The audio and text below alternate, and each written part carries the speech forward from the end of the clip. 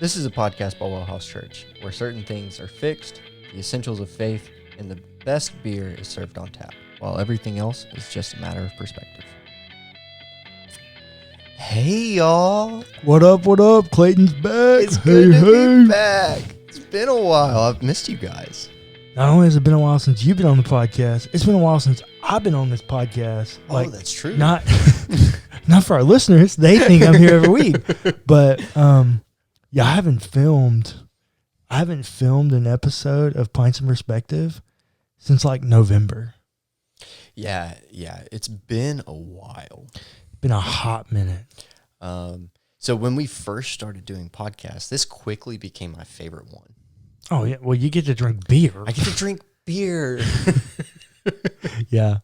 It very quickly became my favorite one, and then I just wasn't on it for a while. Yeah, well we went 7 weeks with Ben and then 1 with Adam. So that's 8 weeks. Yeah. It's crazy. And practicing presence kind of became my favorite since we were doing it pretty often. But this one, it feels nostalgic to be back here actually a little bit. Yep. So you guys, I don't know. We haven't talked about beer in a while. What are you drinking, bro? I'm drinking, so my all-time favorite IPA is the 120-minute IPA from Dogfish Head. Yeah, fantastic. Now, you've drank that on here before. I have, I think. Now, I should also preface, our dad has this famous line, when we used to talk about Tex-Mex, you get the crappy hole-in-the-wall kind of Tex-Mex place. Yeah. And that's fine, whatever. You can run that up the chain, right? You can have like Pappasitos. Yeah. And then you can have Taco Bell. Mm-hmm. And like you just shouldn't call Taco Bell Mexican Tex-Mex. Like Yeah. it's just not. It's something else. It's a category of its own. We actually defined it the other night. It is a Mexican-inspired American food. Yeah, Right. It's a weird thing that does strange things to people's intestines. It's like, yeah, it's not Tex-Mex. No.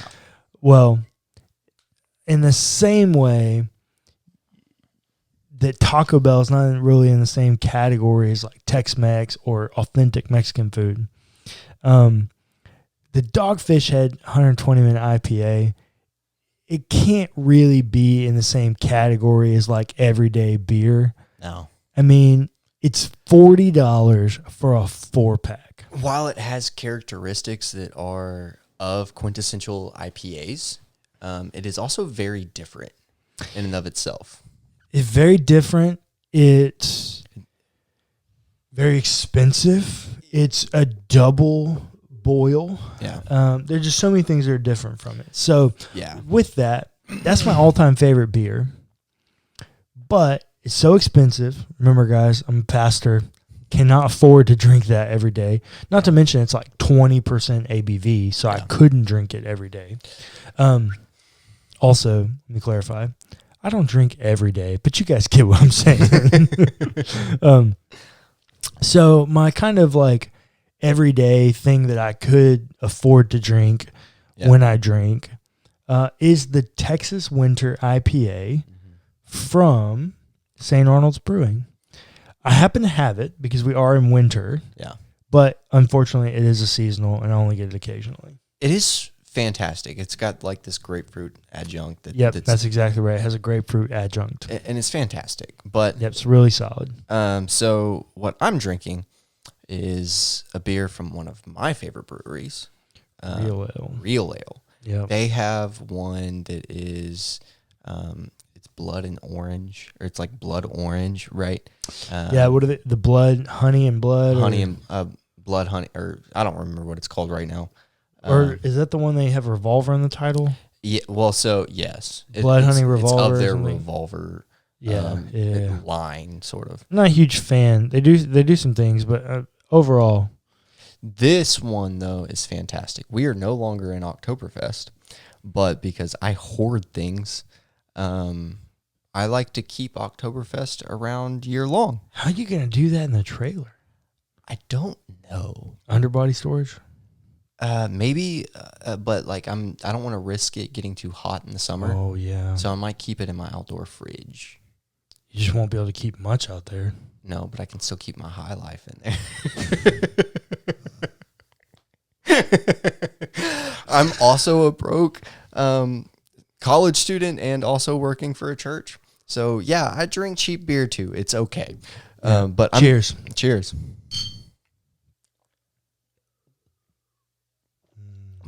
Yeah, but if you didn't figure it out, I'm drinking the Real Ale Oktoberfest. Oh, yeah. I'm sorry. We progressed on that. It's delicious, though. Yeah, really good. Really good. I hope that, a lot of our podcasts people listen to on the way to work. Mm. My goal would be, I would hope that this is endeared by theology nerds like myself, and that they would wait until 5, and they would sit down, put their headphones in, crack a beer, and join us as a participant in the conversation. I know I'm dreaming, but that would be my goal. Yeah, I mean, that was our original idea for this podcast, was that it would be like a pub room conversation. And hopefully, when we get to 1,000 listens a month, 1,000 downloads a month, we're getting close. Help us get there. Make sure you share. If we, or when we get there, I hope to do something where we can do like a panel of theologians at St. Arnold's. That would be dope. Yeah. But we got to get through COVID before we can do that. No, because we could still, they have a private room you can rent. Okay.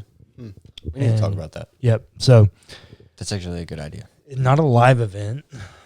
Yeah. Just a place where we can go have several theologians meet us and we can share beer. We could also stream it live. So we could stream it live. Let us know if you're interested in that.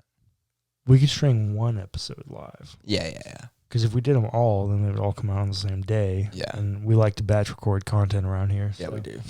All right. So our topic of the day is the Germans like to call it Heilsgeschichte.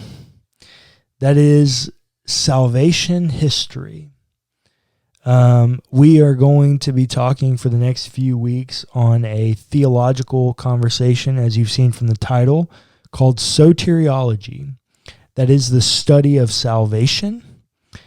And while it may make some people uncomfortable to say that God changes, at the very least, you have to say that the manner in which God saves someone has changed. Mm.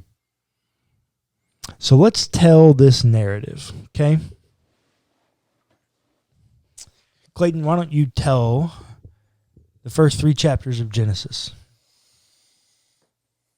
Creation, right? Very simply put, God makes man and woman. Humanity, yep. Humanity. And then the fall. Yeah. That is the first 3 chapters. So, yeah. The only detail that I would point out that you didn't explicitly mention is that God creates the world so that he can have a place to be in relationship with humanity. Yeah. And that's why the fall is so significant. Right. Because it takes that away. Right.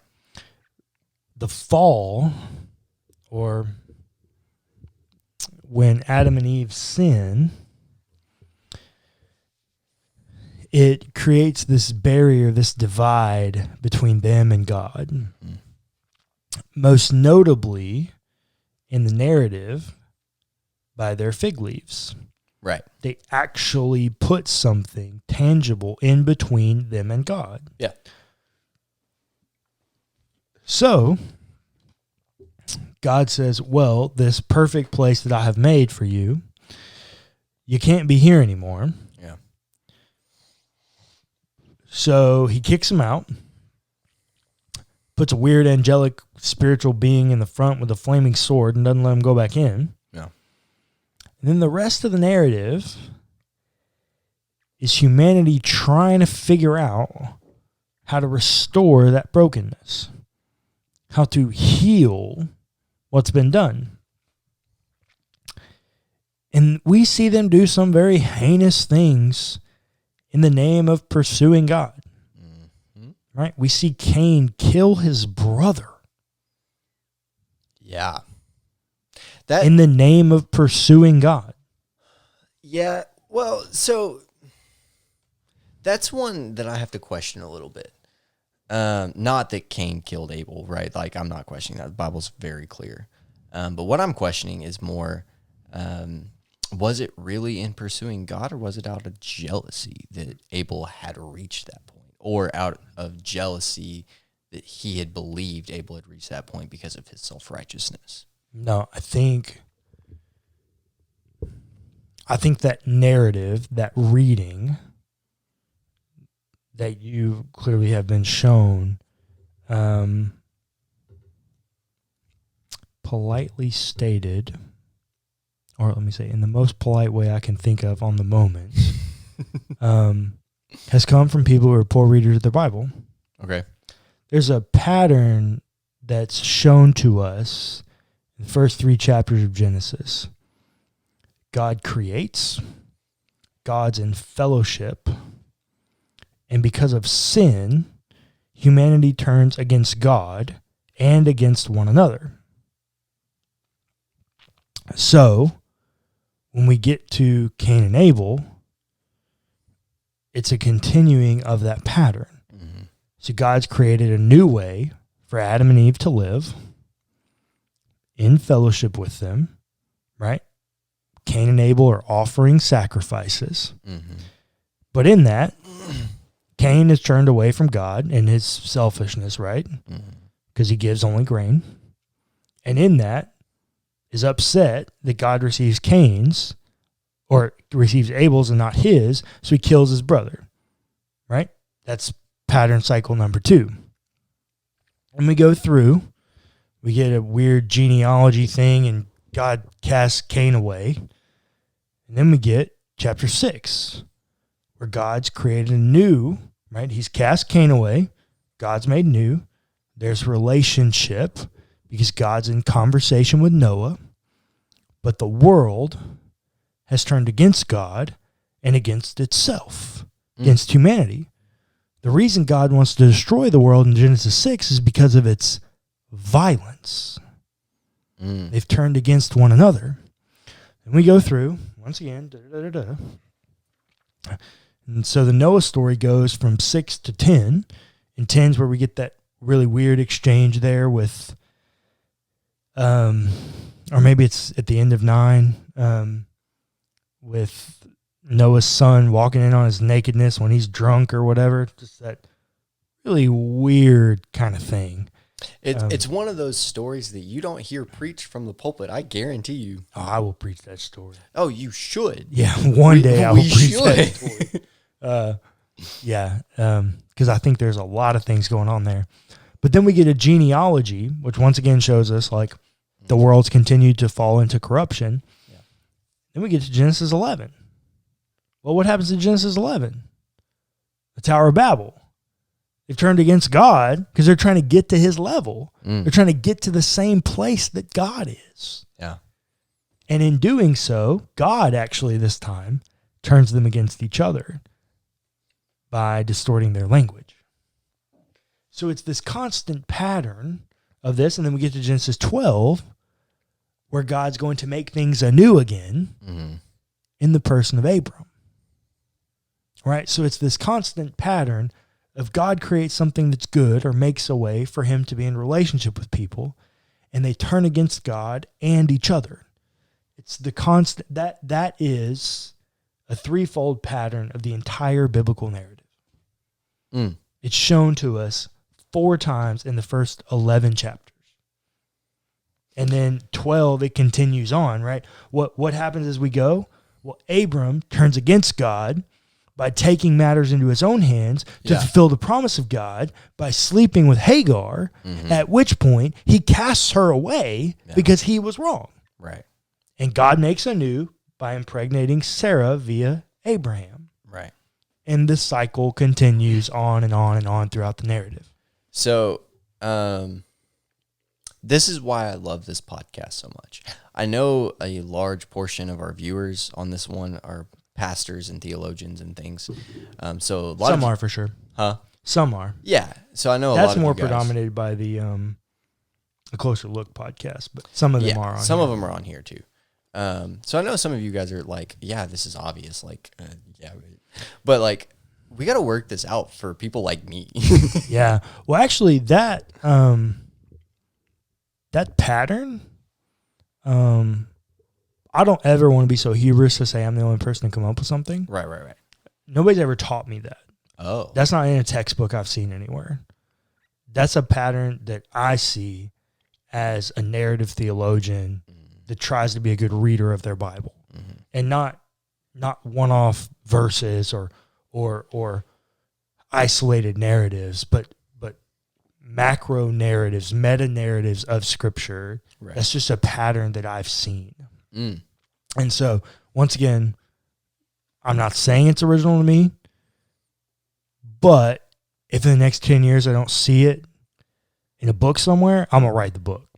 If the Bible Project has not done something on that yet, you should partner with. Hey, Bible Project, hit us up. Tim, John, hit me up, man. Hit us I will up. do it. I think Tim has a different idea of what's happening there in Genesis. Probably. And I will say I've had some conversation with some people, and I'm alone on this idea. But not to be rude, I'm the host of this podcast, or one of the hosts. I'm the pastor of WellHouse Church, and so I'm going to share with you my idea of what's happening, because I think that is the foundation of salvation.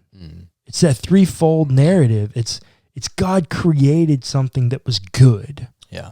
God created in 6 days, however you want to interpret that.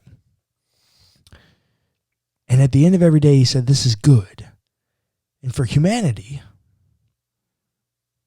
they were made in the image and likeness of God. So not only is it good, there's a sanctity in it. Yeah. Right? Why is it so taboo for someone to be a cannibal? Well, because it's something we would never do. Well, because it's the person has an inherent sanctity of life because they're made in the image of God. We don't even have to tell somebody they're made in the image of God, but there's just something weird about eating a human because they're made in the image of God. And so God makes this thing that's good, and he wants to be in relationship with us, and we constantly screw it up. And God's constantly trying to find a new way to make it work. Yeah. That's the Old Testament narrative. God has instituted a new system of which works is not the foundation. Works is something you have to do in order to do the thing necessary to be in relationship. But Hebrews 11 tells us that it's by faith Abraham was saved. It's by faith that Lot was saved. It's by faith the patriarchs of the faith were saved.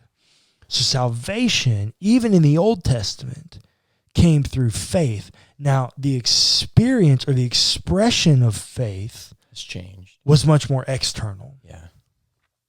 But then we get to Jesus. And right? this is where the expression of faith changes, right? Yeah, or the experience of faith. Yeah. Not, well, expression too, but Yeah. not for salvific purposes.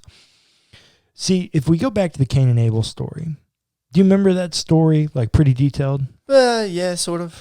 Tell it to me. I mean, so more or less, fairly detailed, right?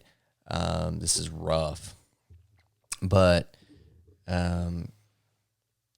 they're supposed to give some offerings to God, right? Abel brings the right offerings, the animal sacrifices. So the animal sacrifice, yep. And then Cain brings grain, and it doesn't please God because it wasn't the way he said to do it. Yeah, so it's twofold. I think it's really interesting. Once again, I think this is a key piece that goes into my threefold narrative here. But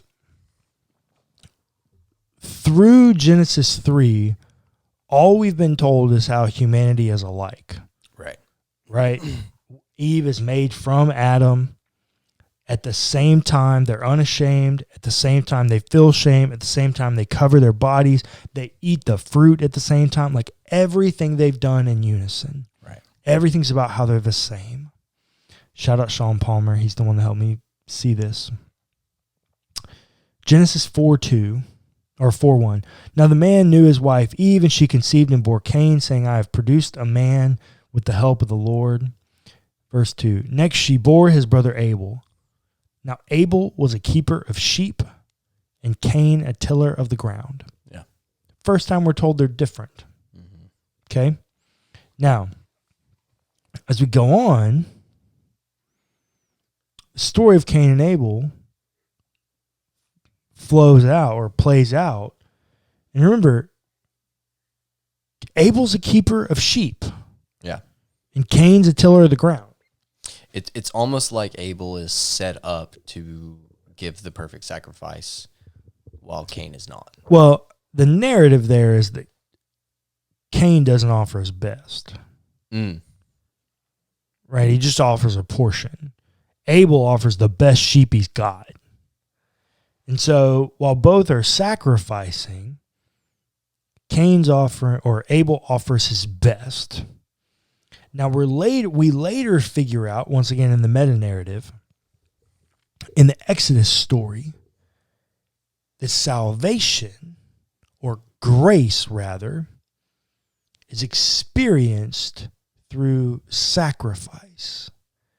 Remember, the final plague is the plague of the angel of death. Do you remember that story? Sort of. Okay. The story is Moses goes, the Israelite people are enslaved in Egypt. Moses goes, he goes through 9 plagues to get Pharaoh to release. Right. The 10th one is the firstborn of every household will be killed unless you sacrifice a lamb and put his blood over your doorpost. Right. Then the angel of death will pass over. Mm-hmm. It's the Passover feast. And won't kill the firstborn.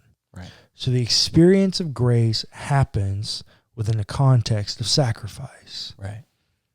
Couple that with the Cain and Abel story, and we're shown that not only is grace experienced through sacrifice, but it's experienced through the ultimate sacrifice, the best sacrifice we have.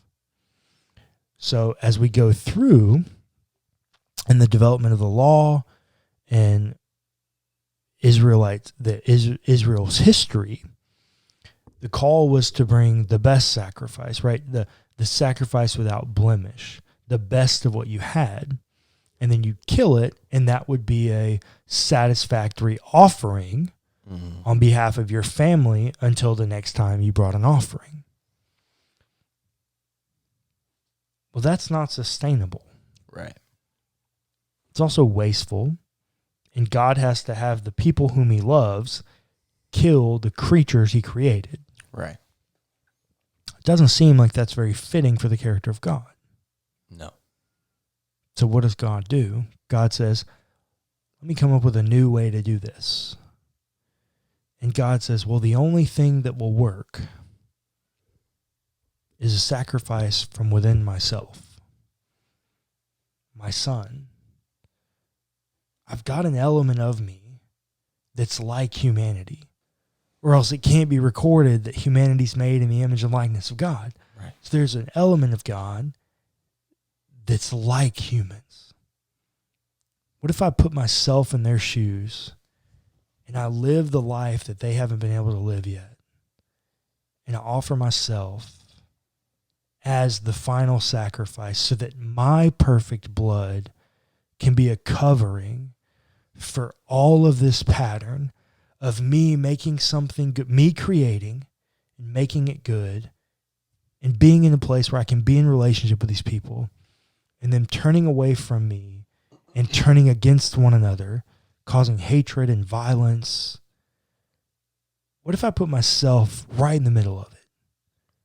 and I give myself as the ultimate sacrifice, there's no more of this, that faith is no longer experienced externally, but it's internally. And then they can turn their focus away from living an external faith through rules and laws, and they can do it through righteousness with one another. That's the story of salvation through the Bible.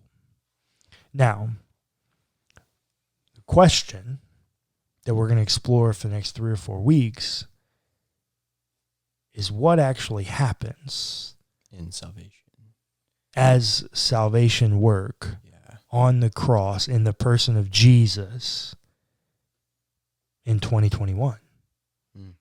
What actually happened? What happened on the cross and the resurrection, right? Because once again, if salvation is offering of life, a dead person can't offer life. It's the most asinine thing I've ever heard. If someone ever shares the gospel with you and they leave out the resurrection, you should run the other way.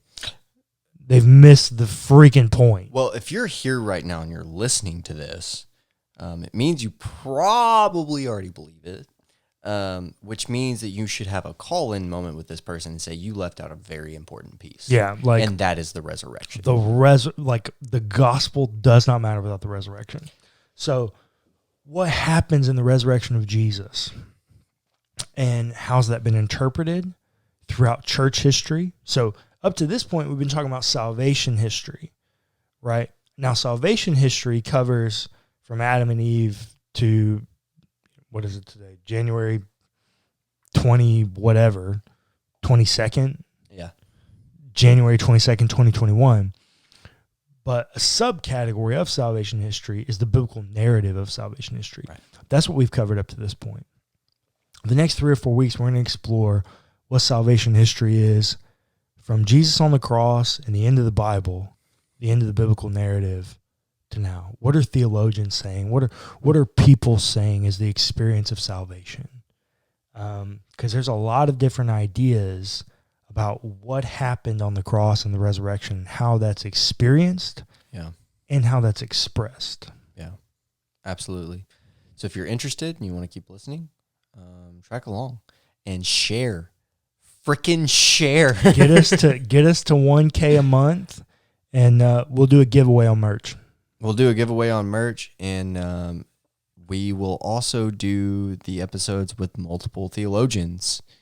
If you're here, you're a Bible nerd. So share. Yep. If I'll make you a deal.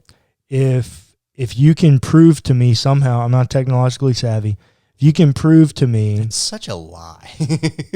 Well, I'm technologically savvy, but not in this regard, so I don't know how you could do it. But if you can prove to me that you shared this post 5 times, I'll put your name down, and the first T-shirt we launch, I'll give you a free copy. Anybody who does it. Yeah. If 100 of you do it, I'll give you a free T-shirt. Yeah. You got to be able to prove to me that you shared it 5 times, but I'll give you a free T-shirt. So we'll do it this way.